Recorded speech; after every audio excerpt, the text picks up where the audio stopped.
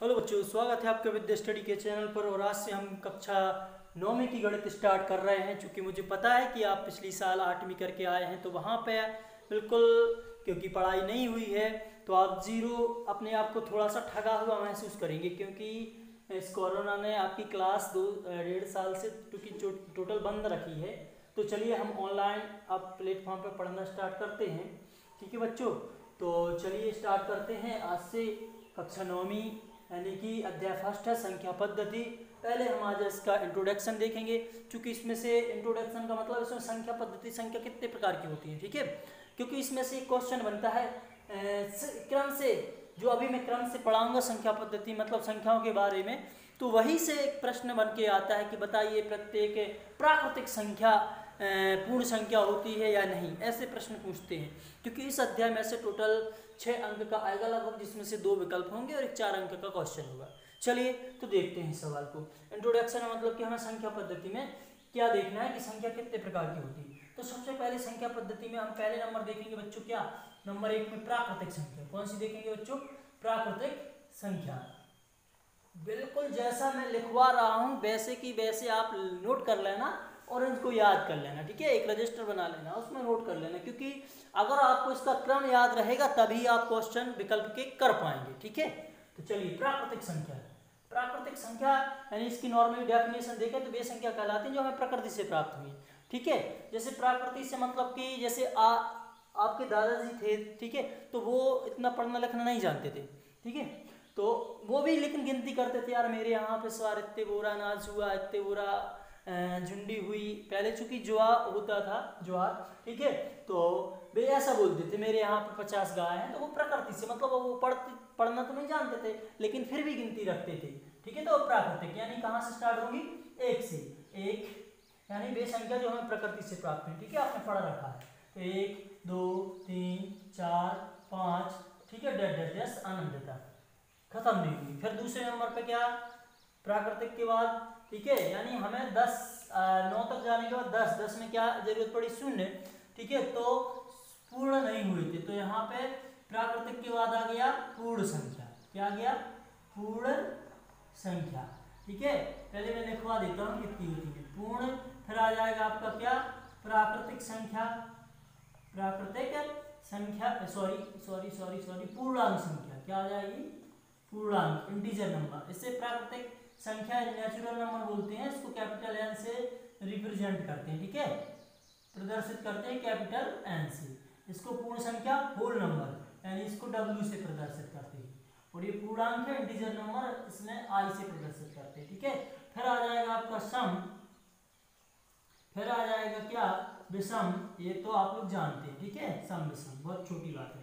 फिर आएगा यहाँ से इंपोर्टेंट है भाज्य। क्या आ जाएगा? भाज्य। और ये आ जाएगा क्या? अभाज्य। ठीक है, फिर आ जाएगा आपका भाज्य भाज्य। फिर आ जाएगा आपका परिमेय। क्या आ जाएगा बच्चों? परिमेय। फिर आ जाएगा आपका अपरिमेय।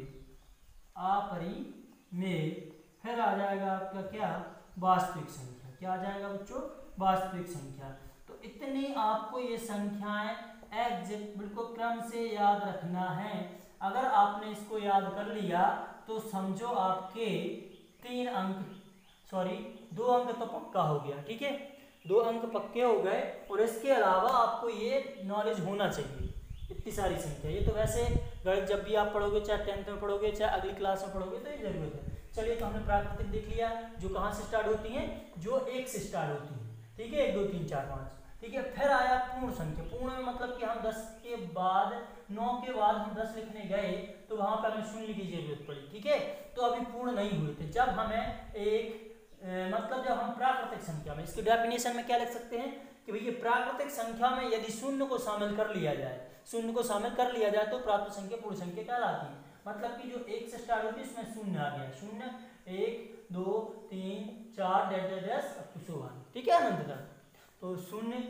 ठीक है, शून्य की खोज भारत में हुई थी और वो भी किसने की थी? आर्यभट्ट ने की थी। ठीक है, चलिए, ये तो पूर्ण थे। अब आपने कहीं कहीं माइनस और प्लस माइनस की देखी। ठीक है, तो उसको इंटीजर नंबर बोलते हैं यानी पूर्णांक संख्या। इसमें क्या होता है? दोनों चीज होती हैं, प्लस वाले भी और माइनस वाले भी। जैसे सॉरी कभी कभार आप देखते हैं कि इसमें माइनस की संख्या होती है, माइनस के 4 आ गया, घटाने या जोड़ने पर माइनस के 3, माइनस के 2 और माइनस का 1, 0, 1, फिर 2, 3, 4 ऐसे जैसे। तो इसमें क्या होता है, पूर्णांक में दोनों संख्या होती है, प्लस वाली भी और माइनस वाली भी।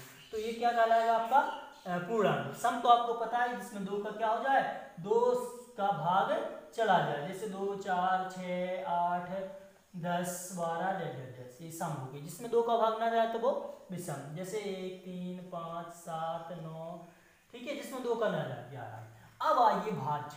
भाज्य में तो भाज्य की सीधी सीधी डेफिनेशन बिल्कुल सरल है कि वे संख्या जिसमें एक और स्वयं के अलावा, भाग देकर देखिए, एक और स्वयं के अलावा, एक और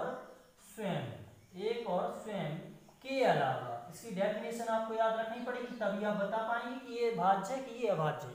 ठीक है, तो भाज्य संख्या एक और स्वयं के अलावा किसी अन्य संख्या का भाग चला जाता है तो डेफिनेटली वो भाज्य कहलाती है, और अगर नहीं जाता तो फिर वो अभाज्य की श्रेणी में आ जाएगी। ठीक है, एक और स्वयं के अलावा किसी अन्य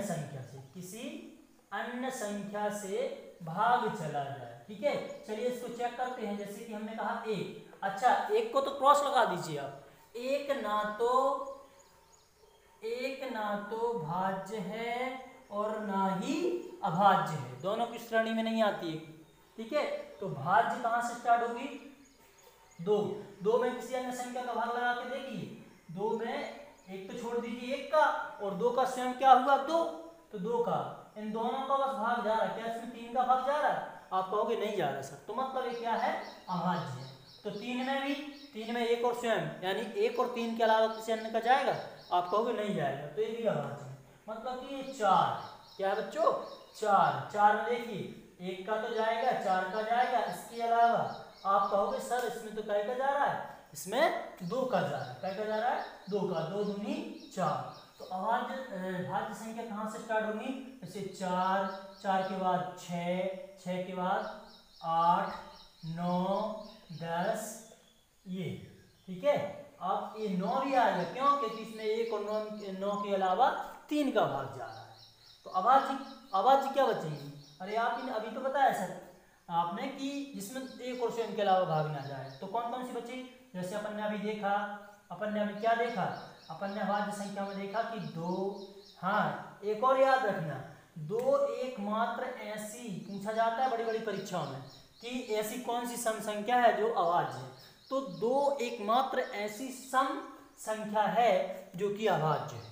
ठीक है, तो 2 हुआ, 3 हुआ, 5, 7, 11, 13, 10। ठीक है, ये हो गई अभाज्य। अब आ जाइए परिमेय, जो कि आपका चैप्टर है परिमेय।